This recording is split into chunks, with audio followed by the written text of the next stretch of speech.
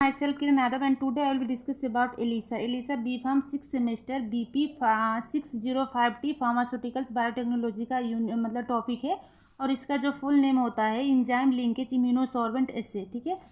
और इन ELISA by using antigen for detection of antigen and antibody are also used to detection of antigen. In this method antibody combined with enzyme, so it is also known as enzyme linkage immunosorbent assay.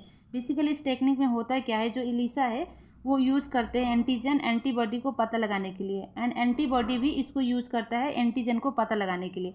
And इस method में जो antibody and antigen का दोनों का combined होता है, दोनों एक साथ में जुड़ता है, इसलिए इस टेक्निक का नाम है इंजाइम लिंकेज इम्यूनोसॉर्बेंट एसे, ठीक है। बेसिकली ये 4 टाइप्स का होता है।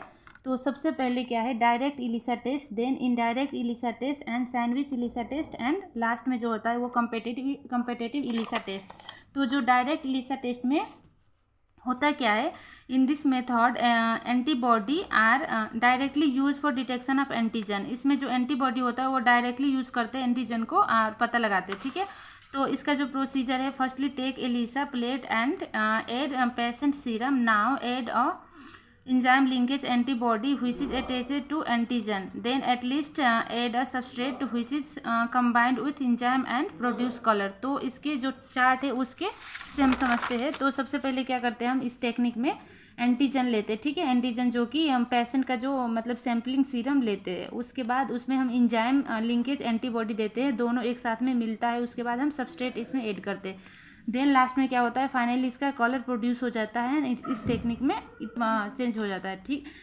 देन क्या है, indirect ELISA test. Indirect ELISA test में क्या होता है, in this method antibody are indirectly use for detection of antigen. इसमें इनडायरेक्टली हम एंटीजन को लेके इसको पता लगाते हैं, इसमें टेस्ट करते हैं, ठीक है। तो सबसे पहले क्या होता है, इसमें प्रोसीजर में एंटीजन लेते हैं हम, और एंटीजन के साथ मतलब डायरेक्ट इंजाइम लिंकेज एंटीबॉडी नहीं देके उसमें पहले हम प्राइमरी एंटीबॉडी लेते हैं, ठीक है। और उसके बाद इन दोनों को मतलब ऐड करते हैं, देन इसमें इंजाइम लिंकेज एंटीबॉडी देते हैं एंड जो लास्ट में हम उसको सबस्ट्रेट देते हैं, फिर उसका कलर चेंज हो जाता है, फाइनली क्या होता है, कलर प्रोड्यूस हो जाता है, ठीक है। तो ये इनडायरेक्ट ELISA टेस्ट में ऐसा होता है इसका प्रोसीजर। देन लास्ट में है जो कि है सैंडविच ELISA टेस्ट। तो सैंडविच ELISA टेस्ट में ये सैंडविच के मतलब से रिलेटेड है। जैसे सैंडविच में जो होता है नीचे ऊपर मतलब ब्रेड होता है, बीच में उसका मसाला होता है, वैसा ही इसमें क्या होता है, सबसे पहले हम प्राइमरी एंटीबॉडी लेते हैं, उसके बाद एंटीजन लेते हैं, देन इंजाइम लिंकेज एंटीबॉडी देते हैं, बीच में इंजाइम रहता है एंटीजन रहता है एंड दोनों लास्ट में, और ऊपर क्या होता है, एंटीबॉडी होता है, ठीक है। और उसके बाद लास्ट में हम सबस्ट्रेट देते हैं, तो इसका कलर क्या होता है, प्रोड्यूस हो जाता है, चेंज हो जाता है। जैसे कि इस स्ट्रक्चर में सबसे पहले क्या करते हैं, हम प्राइमरी एंटीबॉडी ले रहे हैं, उसके बाद क्या है, एंटीजन लेते हैं एंड देन सेकेंडरी एंटीबॉडी लेते हैं, ठीक है।